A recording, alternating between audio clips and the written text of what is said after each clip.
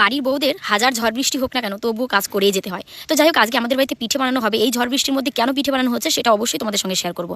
তার আগে চলো সকাল থেকে কি করি সেটাই তোমাদের সঙ্গে শেয়ার করি। সকালবেলা উঠে দেখতে পাচ্ছ উঠোনটাকে ঝাড় দিয়ে দিচ্ছি। আজকে আমি তোমাদের সঙ্গে আমার কিছু মনের কথা শেয়ার করবো। বিয়ের আগে ভাবতাম যে বিয়ে করবো, বিয়ে করে শ্বশুরবাড়ি যাবো, কত ভালোই না হবে, কত ভালোভাবেই না থাকতে পারবো, সুখে শান্তিতে সবাইকে নিয়ে সংসার করবো, কাজবাজ করবো, খাবো দাবো, ঘুমাবো, বাস এই ছিল তখনকার ভাবনা চিন্তা। আসলে আমি শুধু একা নয়, এই ভাবনা চিন্তা কিন্তু সমস্ত মেয়েদের মাথায় থাকে। তবে এই সুখে সংসার করা বা ভালোভাবে থাকা থেকেও আমরা শ্বশুরবাড়িতে এসে অনেক কিছু পেয়ে যাই। যেমন দোষ না করেও তোমাকে দোষী হতে হয়, তুমি হাজার কাজ করলেও তোমাকে শুনতে হবে দিন শেষে যে তুমি কি এমন কাজ করো। আসল কথা, তোমার কষ্টটা কারো চোখেই পড়বে না। আরো অনেক অনেক জিনিস আছে যেগুলো তোমরা মেয়েরা, যাদেরকে বলতে হবে না উল্লেখ করে, তোমরা অবশ্যই সবাই জেনে থাকবে। আচ্ছা, আমি যে কথাগুলো বললাম তোমরা কিন্তু অবশ্যই কমেন্ট করে জানিও যে আমি কোথাও ভুল বললাম কিনা। যাই হোক, দেখতে পেলে সকালবেলা উঠে আশিবাসিটা একটু কমপ্লিট করে নিলাম। আর আজকে তোমাদের দাদাভাইয়ের স্কুল ছুটি আছে, যার কারণে বাজারে গেছিল মাছ আনতে। বাজার থেকে চলে এসে আর ভাবলাম আজকে একটু শাড়ি পরি, কারণ তোমাদের দাদাভাই আমাকে শাড়ি পরে সব থেকে ভালো দেখে আর কি, যার জন্য ও বাড়িতে থাকলে চেষ্টা করি মাঝে মধ্যে পড়ার। আর এই মুহূর্তে দেখো আমাদের পুচকুসোনা চলে এসেছে ওর মায়ের সঙ্গে। তো চলো কি কি মাছ এনেছে সেগুলো আমি তোমাদের সঙ্গে একটু শেয়ার করি। আজকে মাছ এনেছে ইলিশ মাছ আর পমফ্রেট মাছ এনেছে। অবশ্য তোমরা শর্ট ভিডিওর মাধ্যমে জেনেই গেছো। আর সঙ্গে একটু চিকেনও এনেছে।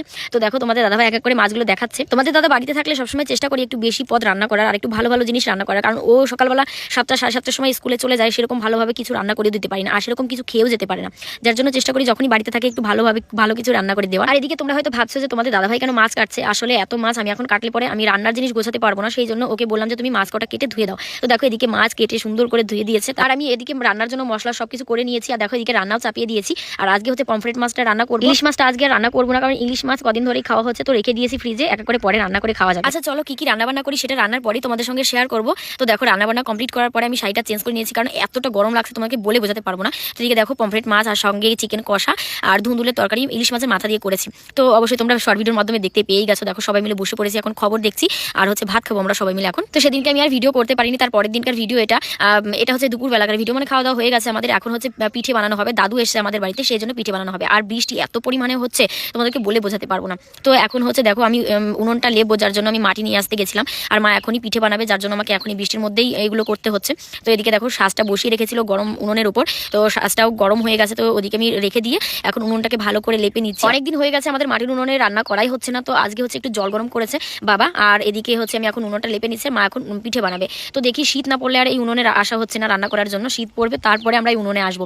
যাই হোক দেখো এখানে জল পড়েছিল আর একটু নোংরা নোংরা হয়েছিল, যার জন্য আমি ভাবলাম একবারে মুছে নিই, যেহেতু আমি আবার ফ্রেশ হবো, কারণ নাইটি চেঞ্জ করতে হবে, ভিজে গেছি পুরো বৃষ্টিতে। আর এদিকে নোংরাও জড়িয়ে গেছে। তো চলো ফ্রেশ হয়ে আসি। আর এদিকে দেখো মা কিন্তু পিঠে বানানোর জন্য শুরু করে দিয়েছে। তো এখন সাজের পিঠেগুলো তৈরি হচ্ছে, আর শুধু সাজের পিঠেই তৈরি হবে। আর কচু শাক রান্না করেছি সকালবেলা ইলিশ মাছের মাথা দিয়ে। তো দাদু তো খুব ভালো খেয়েছে, তো দাদু বললো যে কচু শাক দিয়ে পিঠেটা খাবে। অবশ্য চিকেন দিয়ে পিঠে খেতে খুব ভালো লাগে, কিন্তু আজকে আর চিকেন আনা হলো না, কারণ দাদু চিকেন খায় না, আর ওনার সামনে আমরা চিকেন দিয়ে খাবো এটা হতেই পারে না। তো যাই হোক এদিকে দেখো পিঠে মা বানানো হয়ে গেছে, আমি এখন দাদুকে খেতে দেবো জন্য কটা নিয়ে যাচ্ছি। তাও দেখো বৃষ্টি থামছেই না, আর এই আমাদের সিঁড়িটা দিয়ে না উঠতে প্রচন্ড অসুবিধা হয় বৃষ্টির দিনে।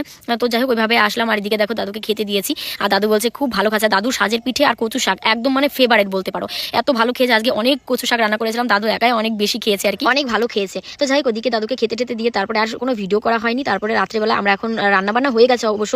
এই লাস্ট আমরা এই মাছটা হচ্ছে ভাজবো। আসলে তোমাদের দাদাভাই মাছ ভাজা খেতে চেয়েছে, পমফ্রেট মাছ 3 পিস ছিল, মাছটাকে ভাজা হবে, যার জন্য এখন ম্যারিনেট করতে দিচ্ছে তোমাদের দাদাভাই। দেখো ম্যারিনেট করে আধা ঘন্টার উপরে রেখে দেওয়া হবে, তারপরে ভাজা হবে।